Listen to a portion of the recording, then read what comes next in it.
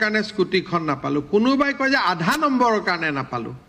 সেই কাৰণে আমি কৈছো যে নহয়, আমি এনেকুৱা এটা সিস্টেম কৰো যাতে প্ৰতিগৰাকী মামাৰ ভাগিনে পায়।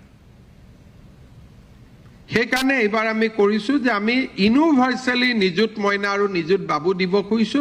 যি 200 কোটি টকা 100 কোটি টকা বাচিব, আমি নিযুত মইনাটো বঢ়াই দিম বা নিযুত বাবুটো বঢ়াই দিম। সেইটো হৈছে আমাৰ লক্ষ্য। আৰু বহুত একাডেমিচিয়ানেও আমাক পৰামৰ্শ দিছে যে আজিকালি 80% কোনোবা চেণ্টাৰত কোনোবা বহি এজন লিবাৰেল পৰীক্ষাৰ্থীয়ে চালে, তেওঁ 80 দিলে, কৰবা এজন ষ্ট্ৰিক্ট এক্সামিনাৰে দিলে, তেওঁ 79 দিলে।